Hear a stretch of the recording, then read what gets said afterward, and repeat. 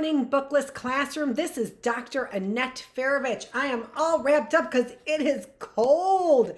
How could it be so cold? It's April 8th here in the classroom on day 177. Thanks so much for joining me. We are in the Bookless Classroom. I put together, Bookless, a little short on what I'm doing right here, and it was a little excerpt so that because people weren't watching the Bookless Classroom. Whatever. I think it's wonderful. It's one of my favorite classrooms. That's probably why people aren't watching it. That and because there's a lot of political chaos that has gone on out there by organized crime, so much so that all of our elections are fixed. I was told who was going to win the election with 100% surety in January. So how does that work? Okay, taking the gum out of my mouth. But we have made it, even though it has been, oh my gosh, a rough road, hasn't it? It feels like World War III is exactly what it feels like. I'm in the midst of World War III. But we are only in the midst, in this classroom, in the midst of World War I on day 177. So let's go ahead and get started. I started to say, haters. So I put out a little short there, right, for more people to watch a Bookless Classroom, because I think this is really intriguing, unless this is not true at all, right? Which, who even knows? There's a lot of conspiracies out there that I believe, right? So, but this is what I was taught in our school, so somebody's responsible for this information being out here and being correct. And in this case, it's Russell Freedman. That's who it is. So let's see what Russell Freedman has to say, which does correspond with all of the stuff that I have been reading. Who even knows anymore? I don't know. But what I just didn't know is why they would give a thumbs down to that short. I mean, that's some vitriol hatred. If I'm using those words correctly, it is, right? That's some real hatred going on there when you give a thumbs down to a 1.5 minute short where I'm reading about World War I. I don't even know, that might be redundant too, vitriol hate. Now here's a real, oh no, I put him in my, here's a real problem. Where's my glasses? I put them in my case, so I'm finishing all my sentences now. And there's my case.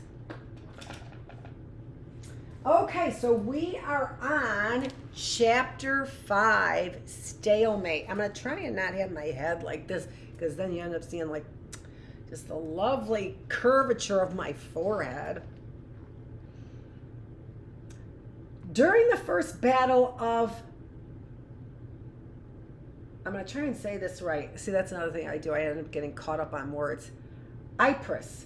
In October 1914, British troops load a quick-firing 18-pound field gun, the mainstay of the Royal Field Artillery in World War I.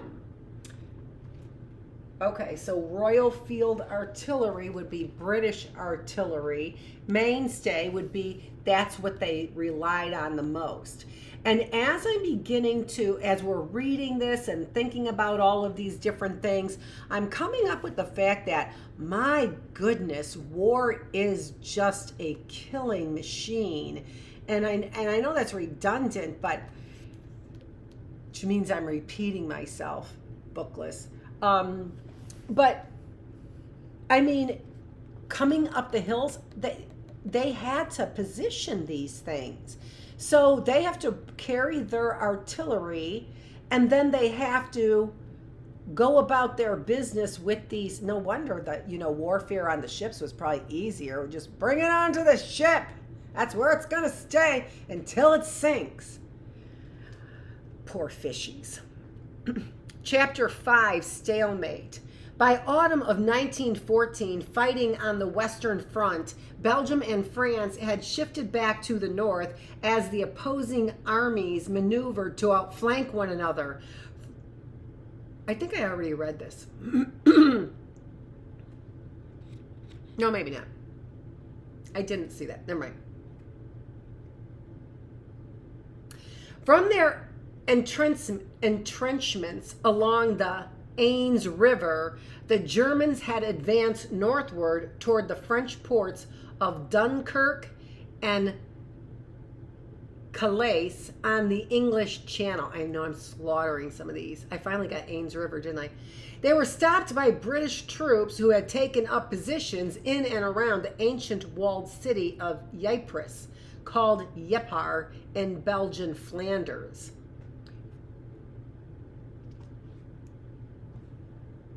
Is that the language? Flanders? In Belgium? The first battle of Ypres, it would not be the last, was fought during 5 cold and rainy weeks in October and November as the Germans attempted to break through the channel. Soldiers dashed from village to woods, from house to house, settling into firefights, charging the bayonets, attacking and falling back as shrapnel and high explosives rained down on the battleground.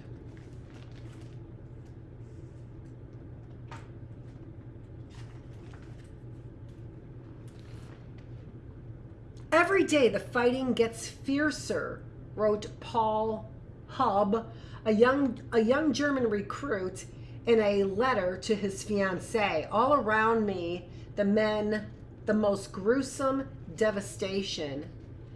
Dead and wounded soldiers, dead and dying animals, horse cadavers, burnt out houses, dug up fields, cars, clothes, weaponry.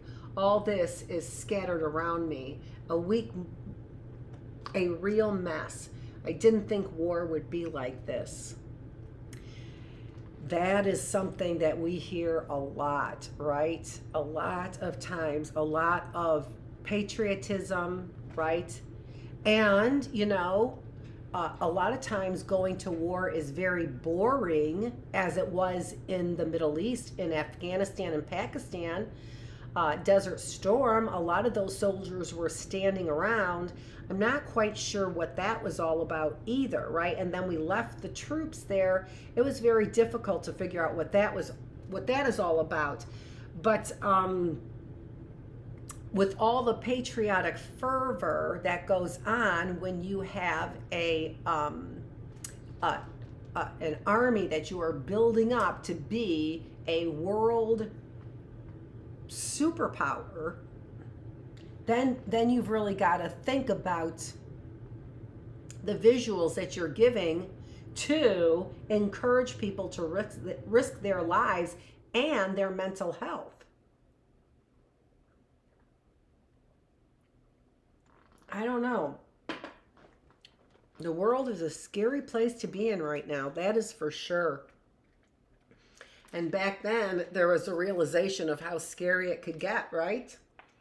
Some of the hurriedly created German units were made up largely of students with little training, many as young as 16. Enthusiastic volunteers, they had left their lecture halls and school benches to fight on the Western Front, inspired by surging feelings of patriotism and a longing for military glory. They were led into battle by almost equally inexperienced reserve sergeants and officers. British soldiers would recall these schoolboy recruits advancing arm in arm, wearing their fraternity caps, carrying flowers, and singing as they came. They were mowed down in their thousands by British rifles and machine guns in what became known as in Germany as the Kindermord bei Ypern, literally the murder of the children at Ypres. Dear gosh. Today, the bodies of more than 25,000 of these young warriors lie in a mass grave near Ypres. At the site is a sculpture of a mother and father kneeling in grief as they mourn their lost son, ready for some archaeologists just to dig up and come up with absolutely nothing other than people died together. Desecrating grave after grave. Watch the documentaries. I wanted to say that on Get Connected, that documentary where you dug up those graves of that family that was lying there for no good reason at all except for what you called science. This is what I'm reading about in God is Red right there. That's exactly what I'm reading about in that book. Just desecrating American Indian graves without any respect for the spirituality or the beliefs. Yet if we had done that to something that was Christian, or if people had done that to something that was Christian, this is just inescapably horrific.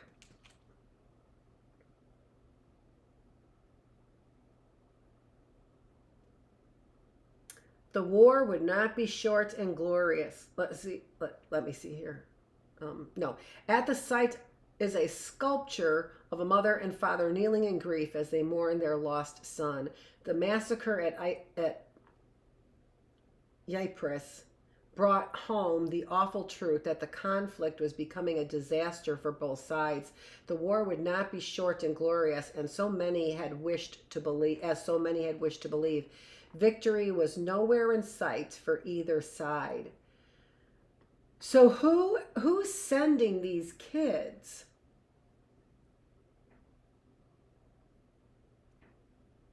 Germany. Germany's sending students. And that's likely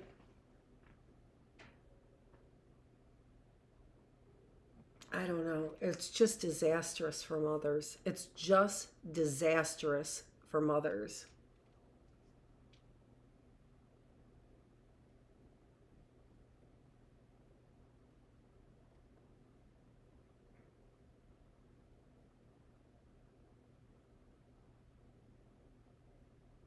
I'm just thinking about all the secrets, right? I'm thinking about all the secrets that are everywhere. It's just astounding to me.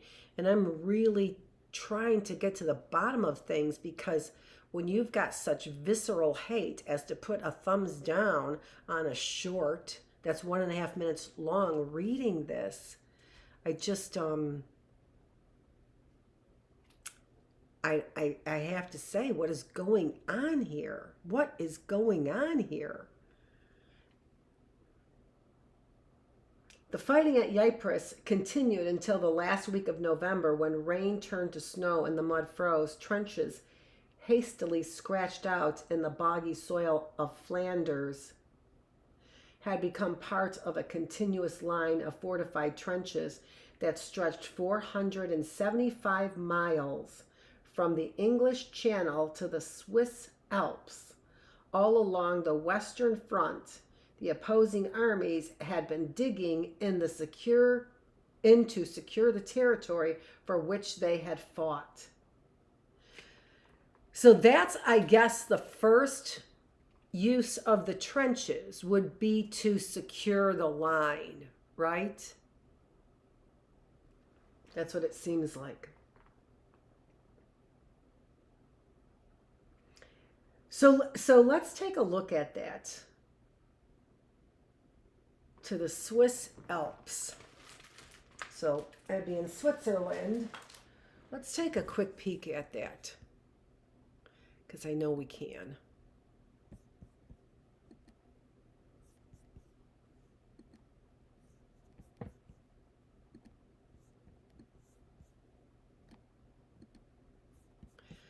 Okay, I know, I should have had it up here.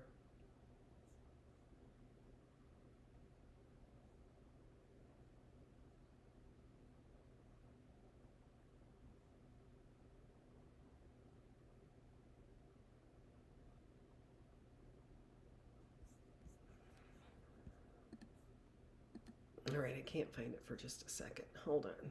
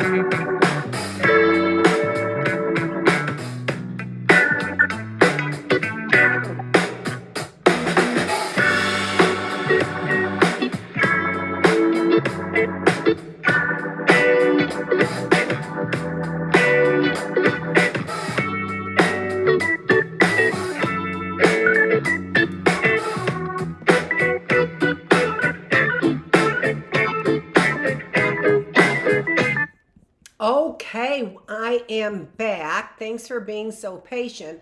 I wanted to get both of these up here. I wanted to take a look at our preview that we have here of what this looked like, this area that we're talking about looked like, remember, during World War I.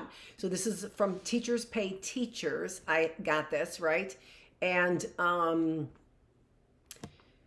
when we're talking about the English Channel, we're talking about building trenches. Well, I'm going to show you on the other map because I brought both maps up here.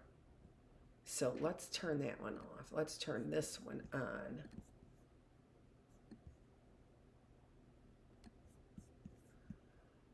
So here we have England, right? And then we have Switzerland over here. So the Alps have to be, the Alps, this is Belgium. So depending on which way you're talking about, you would be talking about probably trenches, because it's 475 miles that are going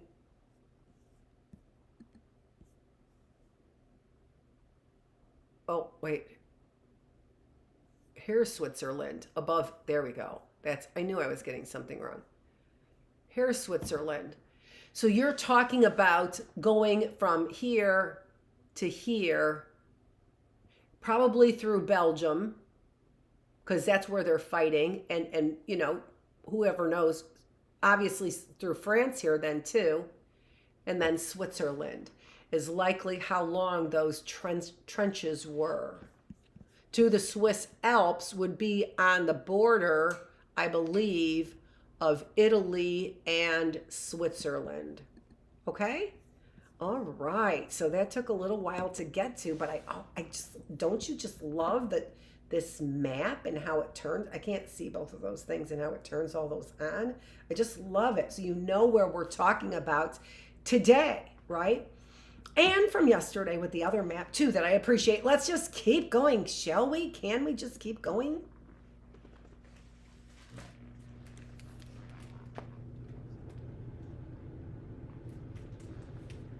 Okay, I'm going to pick it up a little bit.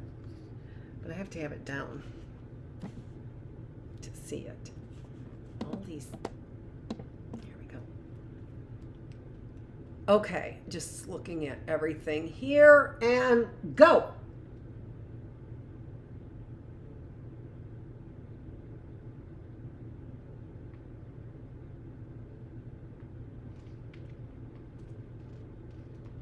Now they crouched in their trenches, watching each other across a narrow and empty no man's land. From the winter of 1914 to the spring of 1918, the patterns of trenches would remain fixed, shifting a few hundred yards here and there, or at the most during a great battle, moving a few miles. By the end of 1914, after less than 5 months of combat, more than 600,000 soldiers on both sides had been killed on the Western Front. For some fighting units, the losses were almost total. So they're basically seeing each other. So it is hand-to-hand combat is what we'd say. Hand-to-hand combat. So not air, not ships, but literally I am killing the man right over there that I can see in the trench right over there. That's what they're saying. Now they crouched in their trenches, watching each other across a narrow and empty no man's land. So they're fighting the battle in the trenches. And this is how easily soldiers then, and they're basically, if they're that young, I mean, you could think about it. If they're that young, they're like, why would I do that? So there's still 600,000 of them, but most of them were killed by disease in there. And at first you certainly would be like, plunk, plunk, ha, ha, ha, plunk, plunk, ha, ha, ha, right? Like a kid's game. But after the bodies started building up, you'd be like, why would I, right? So they are staring at each other across this no man's land. Try and think about what they must have been thinking at that time. By the end of 1914, after less than 5 months of combat, more than 600,000 soldiers on both sides had been killed on the Western Front. For some fighting units, the losses were almost total.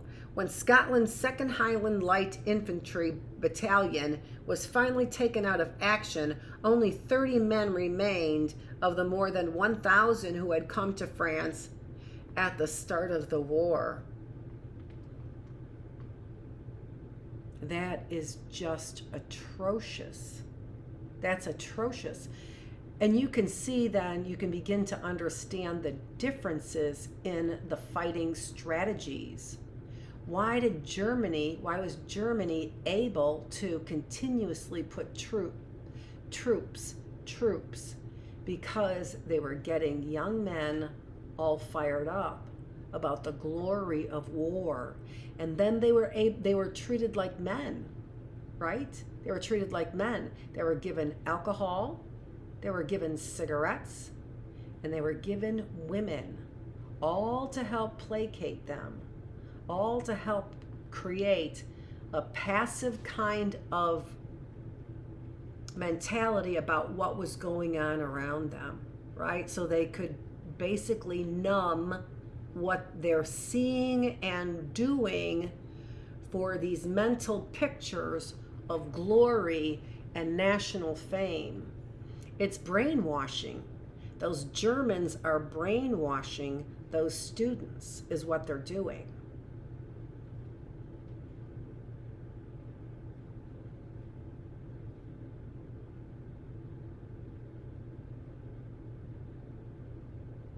I'm so afraid. I'm so afraid for my kids. I'm so afraid for all of our kids. I really am. If they can keep truths from me that really bothered my husband to the core, is the reason why he had heart problems, is because of the manipulation and organized crime that has always been around me. When Scotland's 2nd Highland Light Infantry Battalion was finally taken out of action, only 30 men remained of more than 1,000 who had come to France at the start of the war. The first Battle of Ypres marked the end of the mobile war, the war of movement on the Western Front. Trench warfare had begun along a front that would remain essentially unchanged for 4 more terrible years. Unchanged, other than, more and more dead bodies accumulating. By the autumn of 1914, the opposing armies faced each other from across a network of fortified trenches that stretched from the English Channel to the Swiss border. Early trenches like the one being dug here in the boggy soil of Belgian Flanders were primitive compared to the elaborate later defenses.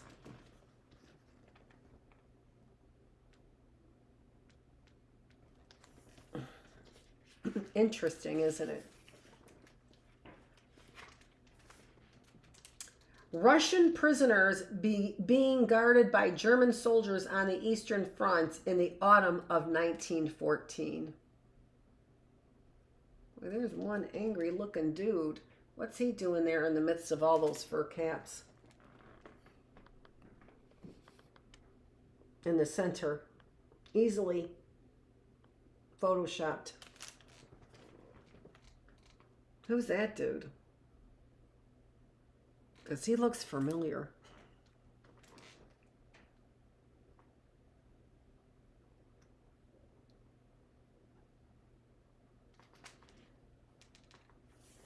Did I read it?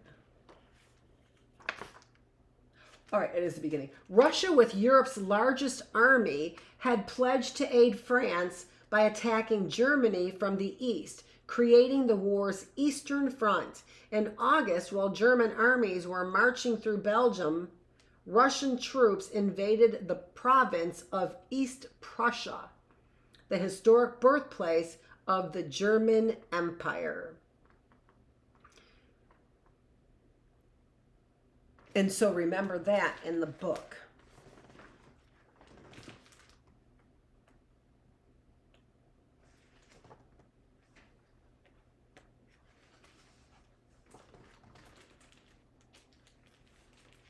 So,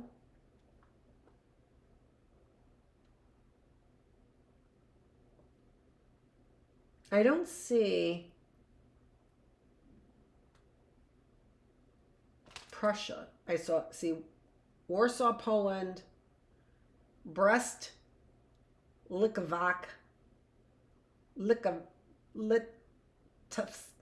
oh, for Pete's sake, seriously, Annette. Moscow and St. Petersburg. Yeah. Who's making up those names anyway? I don't know.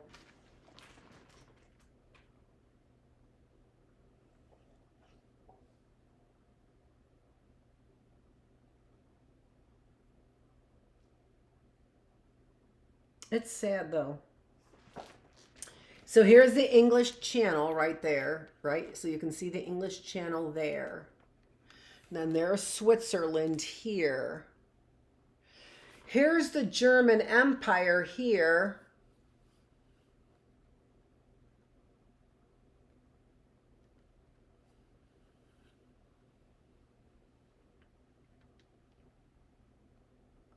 But I don't see Prussia, the birthplace of the German Empire. Not seeing it.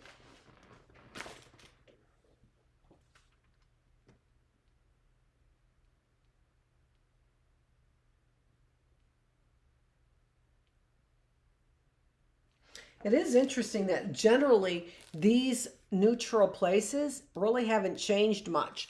Where Holland is now the Netherlands, right? But Belgium is still there, Norway, Sweden is still there, and Denmark too.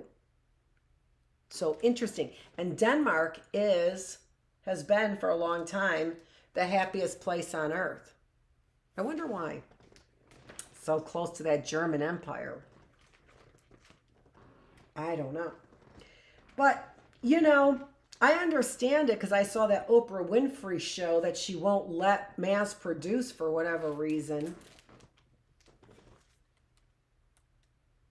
You know, you produced a lot of things. I don't know why you don't make them available. They were learning material. It was learning material. I don't know why you don't make that available to people. Really, that Denmark show, I showed it one time to my classroom, then nope, nixed, copyright. I like to share my knowledge, Oprah. Freely share my knowledge. But I expect to also get paid for it as well. I know what you're saying.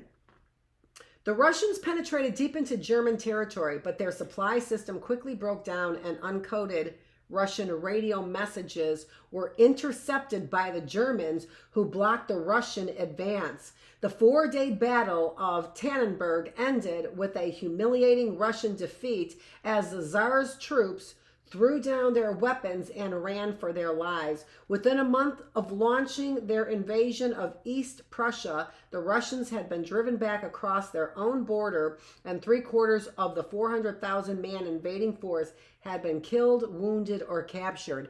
And that is the power of technology, and also the power of hackers and hacking that technology, which has been going on with me. So I have no idea what the truth is. And neither do you, sending that false report and petition that actually really did get me taken out of my home in handcuffs by sheriffs, despite all the reports that I had been sending them that they blindly, purposefully, looked at like a blind man. The Tsar trusted me, the despairing Russian comrade, General Alexander Samsonov, told his officers following the defeat at Tannenberg. How can I face him again after such a disaster? Wandering alone into the woods where much of the fighting had taken place, Samsonov shot himself in the head. His body was recovered and buried at his family estate. Thousands of his soldiers who had been killed in the same forest remain undiscovered where they fell, and their bones lie in the tangled undergrowth to this day. The Russians had better luck fighting Austria-Hungary. When an Austrian army moved north to invade Poland, at the time a part of Russia, the Austrians were met by overwhelming numbers of Russian troops and were driven back in disorder across their own border into eastern Galicia, Austria-Hungary's largest province. By November, the Russians had advanced into the wilds of the Carpathian Mountains, where they laid siege to the key Austrian fortress of Przemysl.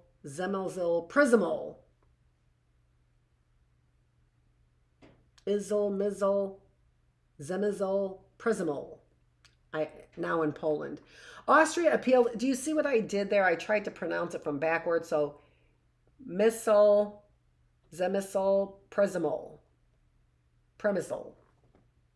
Yeah, missile words. Austria appealed to Germany for help, and the first of what would be many times the Germans rushed to the rescue of Emperor Franz Joseph's battered army. German troops invaded Poland from the west, engaging the Russians in a succession of fierce battles around the cities of Warsaw and Lodz. The Russians finally lost the Lodz in December, but they could not be ousted from their entrenchments around Warsaw.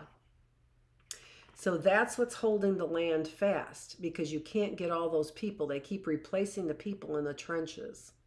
And as long as the trenches are holding, it sounds like they can't get them out of the trenches.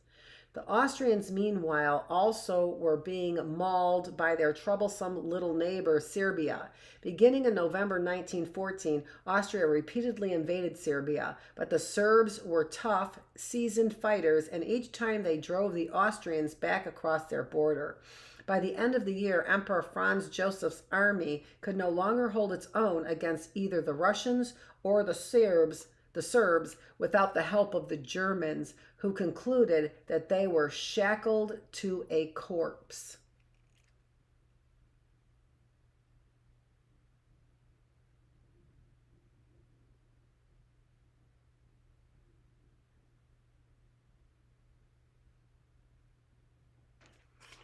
I don't understand what that means.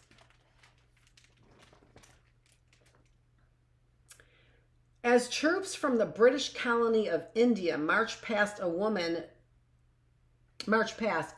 pins flowers on a soldier's tunic.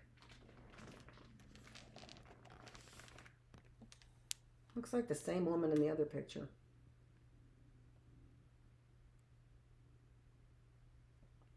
how'd they get the Indian soldiers to fight? And what are they going to do with those swords? Do they think this is a gentleman's battle?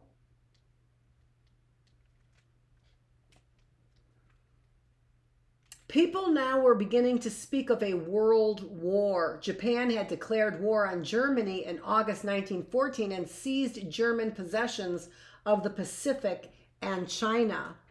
In Africa, French and British troops invaded the German protectorate of Togoland, while German forces attacked the British colony of South Africa. In October, Turkey entered the war on the side of the Central Powers, expanding the war to the Middle East, then often called the Near East, where the British were backing an Arab revolt.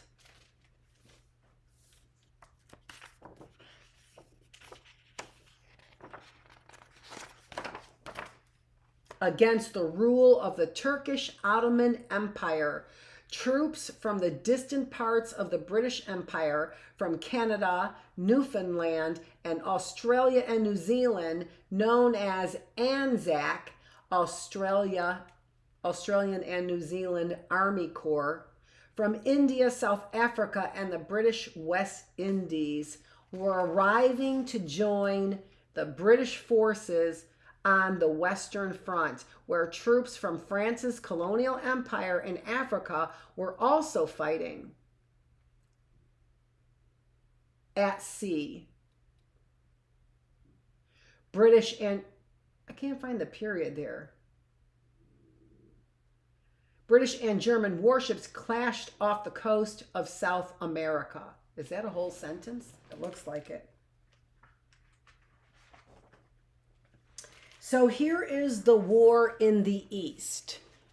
So Germany, Russia, Romania, Serbia, Bulgaria, Albania, Greece, and Turkey, and then Italy, and Bosnia, Montenegro. Most of this is exactly the same as it was.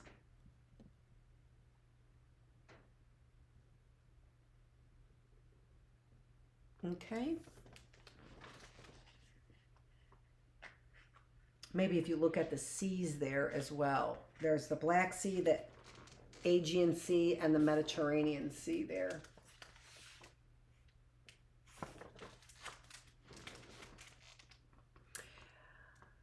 And a British battleship shelled and destroyed a Turkish fort guarding the Dardanelles, the narrow sea channel leading from the Mediterranean to the Black Sea and Russia beyond.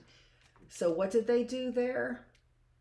British battleship destroyed or shelled and destroyed a Turkish fort guard. So that would have to be right here. Get those pages from. Okay, so we have our geography down, kinda, yeah. Can't turn the pages though. In Belgian Flanders, the scene of savage fighting since October the year 1914 ended with a remarkable display of fellowship and goodwill. On Christmas morning, near the ruins of Ypres, German troops in the trenches opposite the British began to sing carols and display bits of holiday evergreen. The British soldiers replied by singing in return. Gradually, unarmed soldiers from either side began to show themselves atop their trenches. And cautiously, one by one, then in groups, soldiers from both sides walked out into no man's land and exchanged gifts of food and cigarettes. Who are the haters? Who are the haters then? Not these people, right? Who are the haters then? All the people who are commanding all the pieces in the war. Christmas 1914 brought a temporary lull in the fighting on the Western Front. This German snowman is equipped with a spiked helmet and Masur 98 rifle.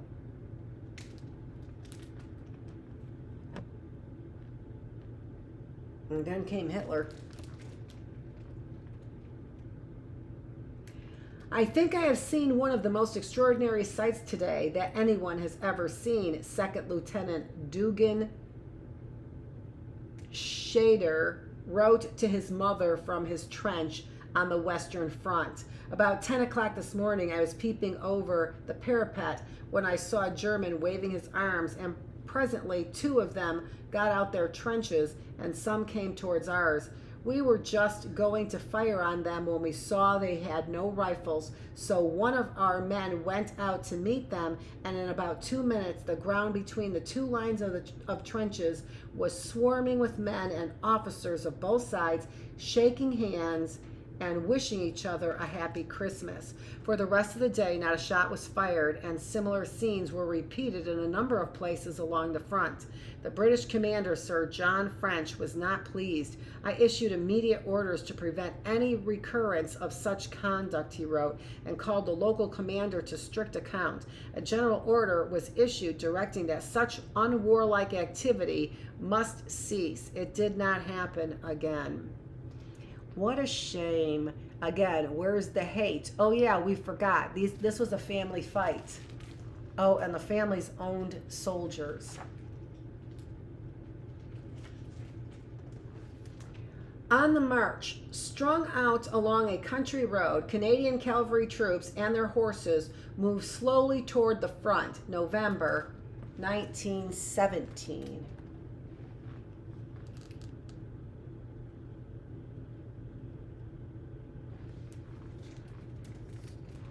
The technology of death and destruction. Hopefully this is all good. I think it is. I think it's all good. An army on the march during World War I, with its plodding foot soldiers and cavalry troops and its workhorses pulling guns and equipment, moved along at the same pace as the army of Napoleon or Julius Caesar or Alexander the Great. Although soldiers in 1914 trudged dusty roads as soldiers always have, the battles they fought were unlike any battles ever fought before. Foot soldiers in the past had fought with single-shot rifles that could not fire very straight or very far, and with crude, short-range cannon. The earliest repeating rifles appeared during the American Civil War. By the time World War I broke out, lethal new weapons gave the armies of 1914, where'd they come from, a concentration of firepower unimaginable in any previous period of warfare. Political leaders would find that the technology of warfare had advanced more rapidly than the ability of generals to control it. European armies now were equipped with the latest fast-loading, rapid-firing rifles, deadly accurate at a range of hundreds of yards. Field guns had a range of up to 5 miles and could fire 20 rounds a minute. Heavy artillery moved to the front by rail and tractor and set up on reinforced beds could demolish targets more than 25 miles away. Armies came under fire long before they could see the enemy. Yeah, of course, because all they'd have to do is aim and just do, right? And you'd be killing them. British gunners perfected the creeping barrage, an advancing curtain of artillery fire that moved across the battlefield just ahead of the attacking infantry, providing cover as the assaults came within yards of the enemy position. High explosive shells rained down upon enemy troops in their trenches, along with smoke and gas bombs that blinded the enemy and spread poisonous fumes.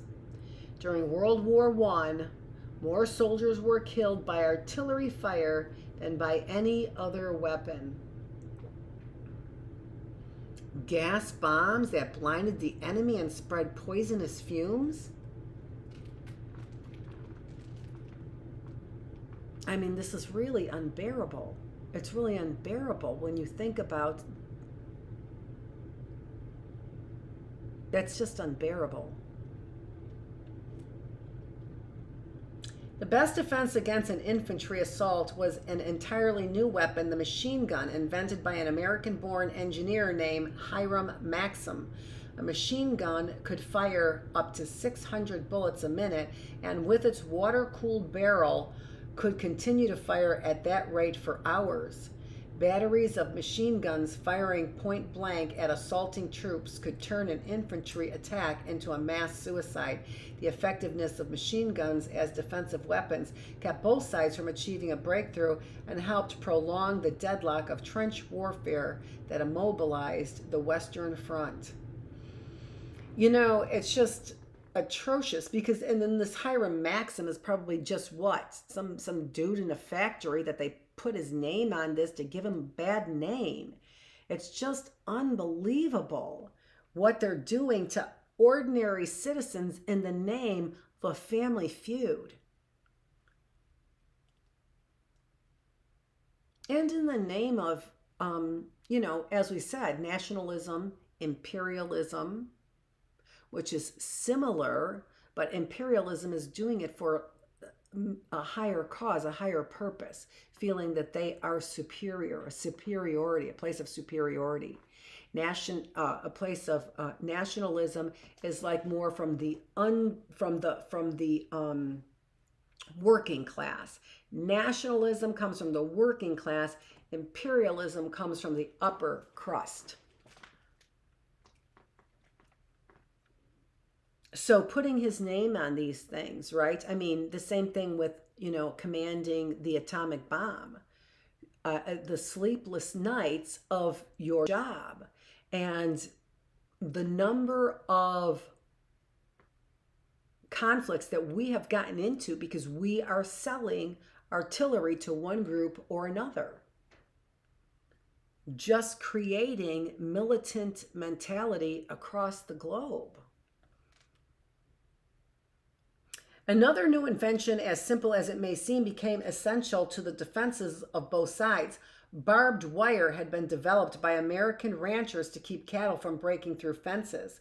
On the Western Front, especially trenches were protected by dense belts of barbed wire, entanglements strung between wooden posts or metal pickets.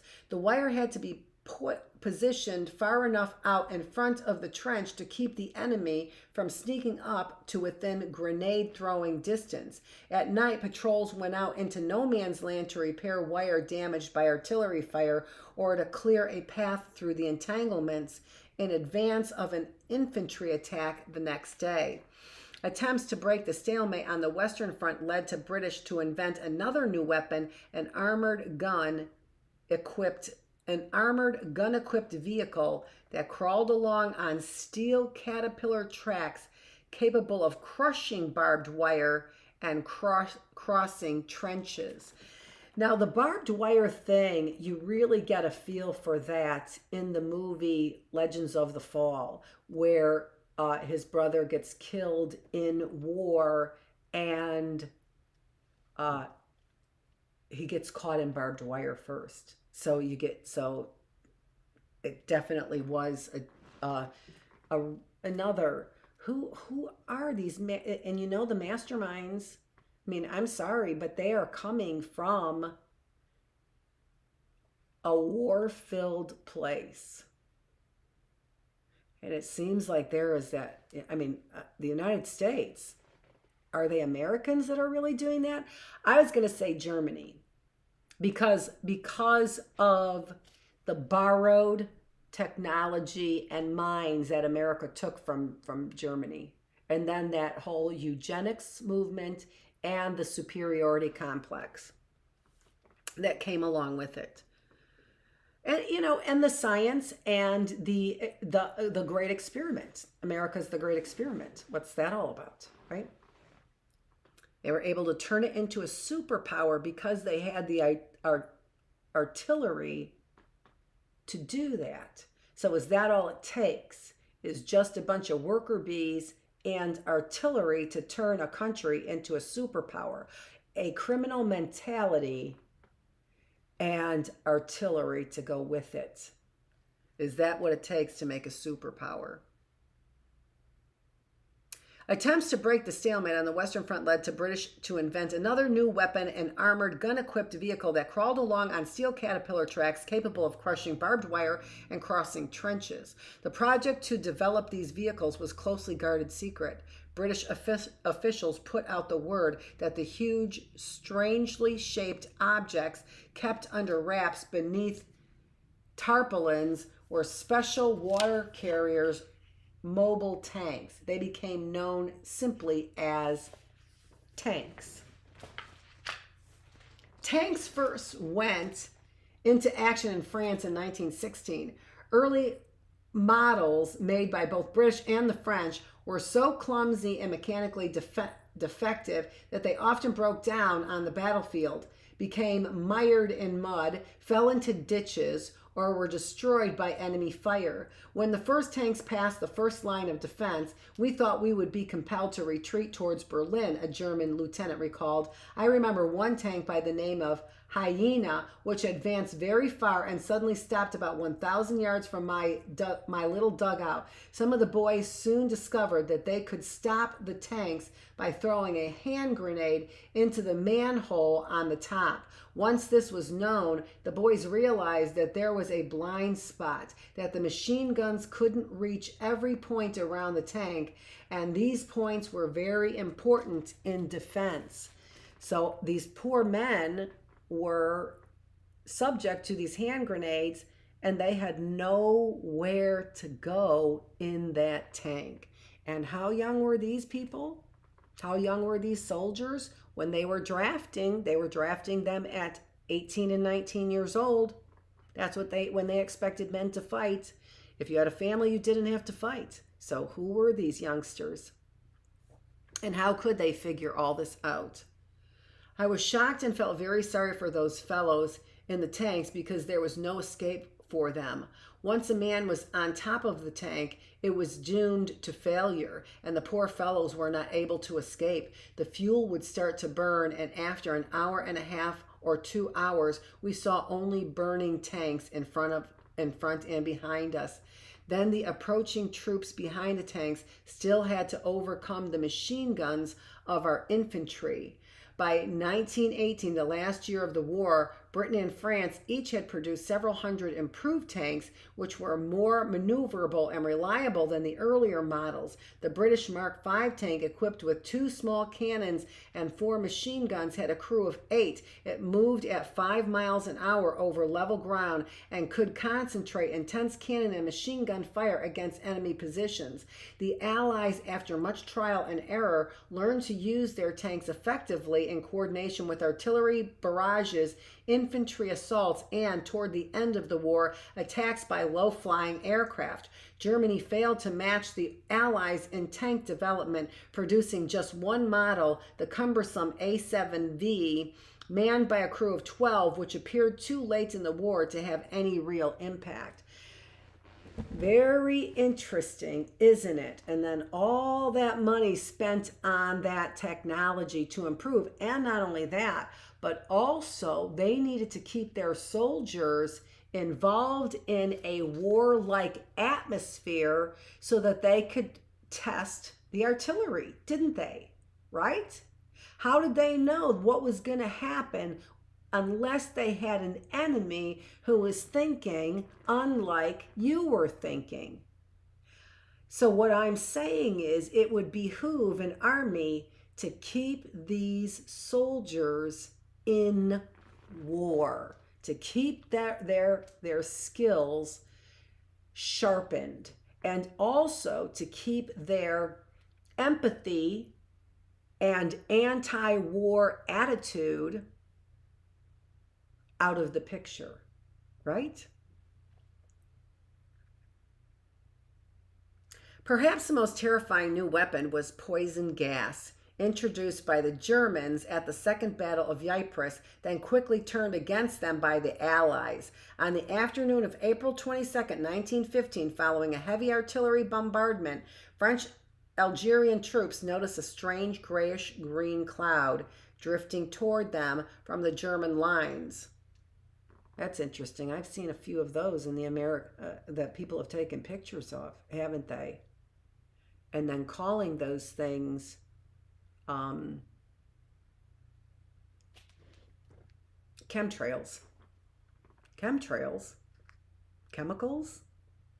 Chemical trails?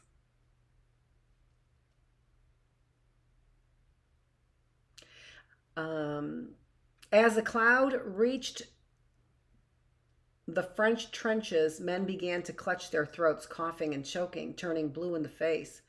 Soon thousands of panicking French soldiers were streaming to the rear. Several thousand others, unable to move, lay sprawled on the ground, gasping for breath. Within an hour, the Allied troops had abandoned an 8,000-yard trench of the front line. The Germans, meanwhile, were so afraid of catching up with their drifting gas that they advanced only a couple of miles before they were stopped by Allied reinforcements. This was the first effective use of poison gas in any army. The Germans had opened 6,000 pressurized cylinders containing a total of 160 tons of chlorine gas, which the afternoon breeze carried toward the French line. Chlorine destroys the ability of the lungs to absorb oxygen, causing victims of the gas to suffocate. Often then on poison gas in a variety of forms was used extensively by both sides. Phosgene, more deadly than chlorine, was also an asphyxiant. It too caused death by suffocation. Mustard gas burned and blistered the skin, caused temporary blindness, and if inhaled, flooded the lungs and could lead to lingering and painful death.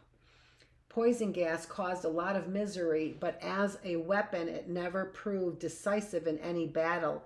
Its effectiveness was limited by shifting wind directions and by the rapid development of protective gas masks. Even so, gas attacks killed, blinded, or disabled tens of thousands of soldiers. A British officer caring for gas attack victims near Ypres one day reported that quite 200 men passed through my hands. Some died with me, others on the way down. I had to argue with many of them as to whether they were dead or not.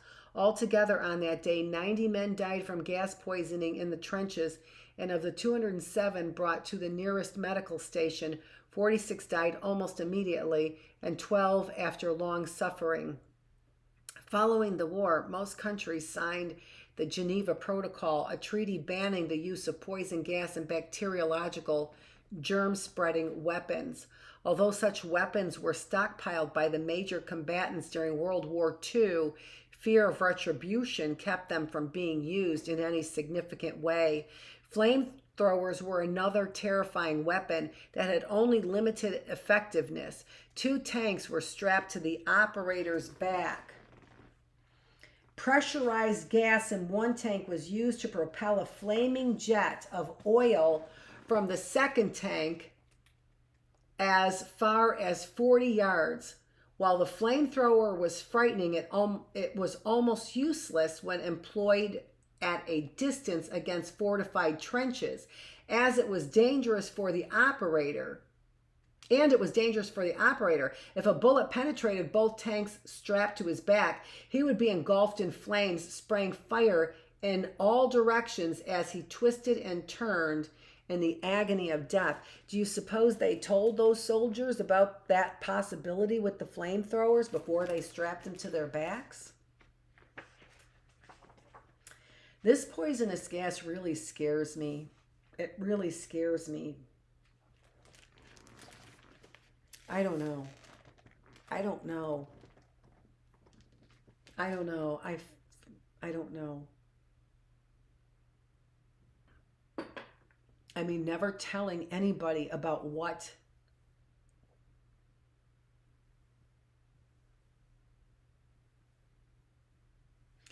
never giving anybody the full extent of the knowledge that they need to have in order to really make decisions. Hiding all that knowledge. British troops blinded by tear gas await treatment at a first aid station, April 1918. Poison gas of various kinds used by both sides could blind, burn, and kill.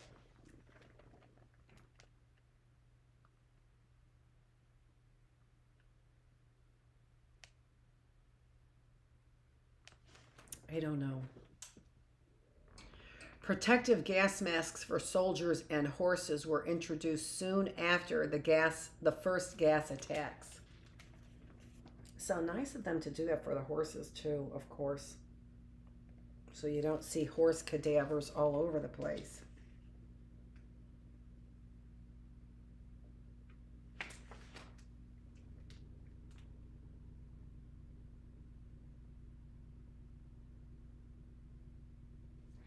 Aviation was still a novelty when the war began. The Wright brothers had made the first flight at Kitty Hawk in 1903, less than 11 years earlier, and by 1914 airplanes were still simple and few, but they quickly proved their value. At first, aircraft were used mainly to carry out reconnaissance flights, affording a bird's eye view of the battlefield and enemy positions. In September 1914, it was French pilots flying over enemy lines who watched two advancing German units change directions, opening a gap between them and setting the stage for the Battle of the Marne.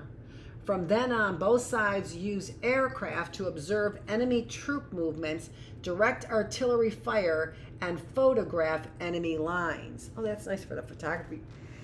Oh, sorry. Reconnaissance flights soon led to aerial combat. Pilots tried to knock each other out of the sky, maneuvering to gain command of the air over the battlefield. To begin with, pilots went aloft, carrying passengers who fired at enemy planes with rifles and shotguns. Then light machine guns mounted on the fronts of planes were equipped with interrupter gears that allowed the guns to fire through the propellers without hitting the blades. To hit an opposing plane, the pilot had to fly directly at it. Wow, seems like a lot of room for error, doesn't it? Wow, that's amazing. Of course, you had to make sure it fired through the propeller. Whatever. These dogfights in the sky between daredevil pilots in open cockpits without seatbelts high above the mud of the trenches were greatly admired. A pilot who shot down 10 enemy planes qualified as an ace and was hailed as a national hero. So there's nationalism again. The war's highest scoring ace was a German Baron, Manfred von Richthofen. Called the Red Baron because his plane was painted red, he brought down 80 Allied aircraft before his luck ran out and he himself was shot down and killed. Eddie Richtenbacher, America's leading ace, flew during the final 6 months of the war and was credited with 26 aerial victories, an American record that stood until World War II. Aircraft, and so on Snoopy's Christmas, there is the song of the Red Baron, right? And it was Snoopy who shot down the Red Baron. That's so interesting, isn't it? Tying nationalism into Christmas and Snoopy, Charles Schulz, and the Red Baron. World War I. Aircraft were also pressed into service as bombers. In 1950, Germany's lighter-than-air dirigible balloons, called Zeppelins, after their designer Count Ferdinand Zeppelin, began nighttime bombing raids over southern England, causing widespread panic and killing or wounding several thousand. The Zeppelin crews simply dropped their bombs over the side of the passenger gondola by hand. In later models, the bombs were released by an automatic mechanism. Okay, I think we're going to have to stop for today, even though we probably only have, oh, well, this is it. So we're going to go ahead.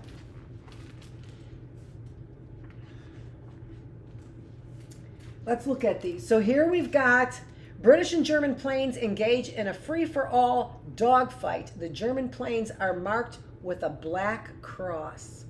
So already starting with your nonsensical black cross. Sounds like that's completely against Christianity, doesn't it? Here at the top is Captain Eddie Rickenbacker, America's leading air ace, standing up in his Spad, doesn't say spade, it's a Spad fighter plane, October 1918. Rickenbacker, a former race car driver, served in World War II. At the bottom here, a German pilot drops a bomb over the side of his plane. So he really seems like a daredevil, doesn't he? And then this is dropping the bombs like they were saying. But that's not a Zeppelin. I think a Zeppelin looks like the, I don't know. We'll have to look it up. Because they don't have a picture here. The huge, slow-moving dirigibles were later replaced by more reliable long-range airplanes such as the German Gotha bombers that carried out daylight raids on London. Then, as now, air raids sometimes hit unintended targets. In July 1916, a French air raid on the German town of Karlsruhe mistakenly dropped its bomb on a circus, killing 154 children. During the 4 years of the war, airplane technology was transformed. Today, designing and building a new airplane can take decades. Back then, it took weeks. We literally thought of and designed and flew the planes in a space of about 6 or 8 weeks, said British aviator pioneer Thomas Sopwith. Aircraft became specialized as reconnaissance planes, fighters, bombers, and planes equipped to fly low and strafe enemy troops on the ground. History's first aerial bombing and sinking of a ship at sea took place in February 1916 when a German bomber sank a British freighter. The first anti-aircraft guns were installed originally on ships and then on land, and the first aircraft carrier made its debut on July 7, 1918, when 7 British bombers took off from the deck of HMS furious to attack 2 German Zeppelin sheds, destroying both the sheds and the dirigibles inside. There we have British anti-aircraft gunners race to their guns on the outskirts of Armentières, France, March 1916.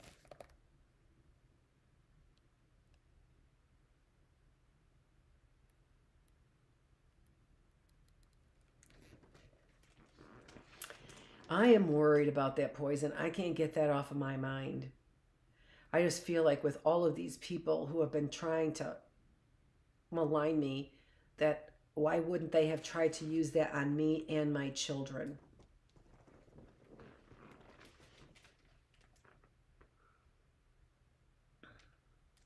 Airplanes and modern weaponry brought an end to the traditional role of cavalry. Since the days of Alexander the Great, mounted troops had proved decisive in offensive warfare and had served as an army's eyes, ranging far afield on reconnaissance missions. Every army that went to war in 1914 included huge numbers of men on horseback. The Russians, with 24 cavalry divisions, had over 1 million horses.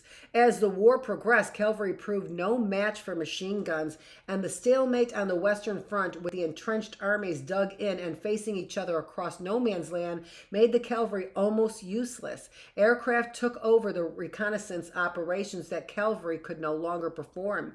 When the fighting spilled over into the Middle East, cavalry for a time dominated the battlefield. The sweeping British victory at Megiddo in present-day Israel in September 1918, completing the British conquest of Turkish-occupied Palestine, was the last time in Western military history that mounted troops played a leading role. Isn't that interesting, too? Mounted troops in Israel and Palestine? That's interesting.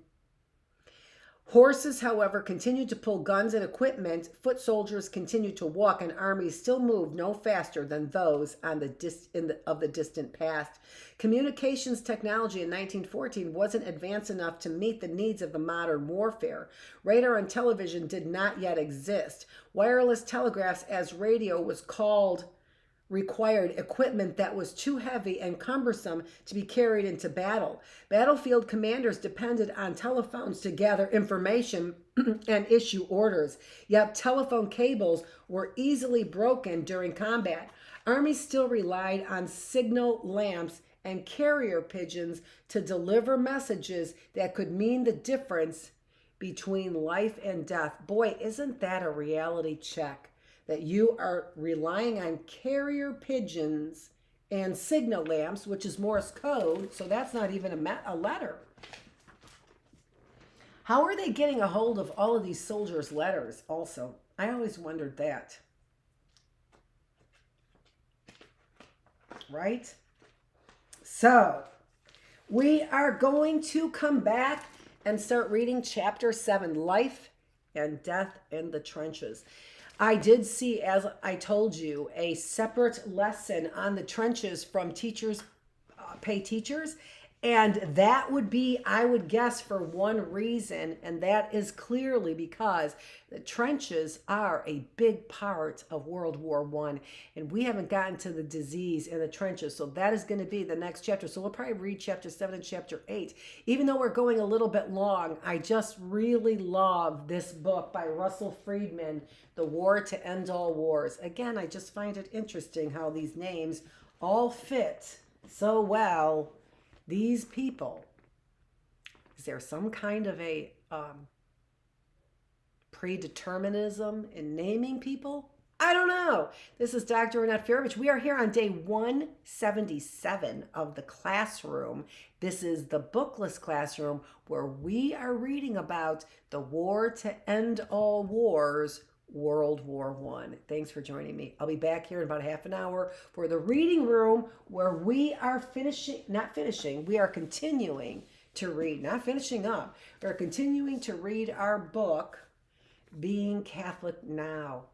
This is just an awesome book by Kerry Kennedy. It just gets me so emotionally involved. This is Dr. Annette Feravich. I'll see you in about half an hour. Thanks.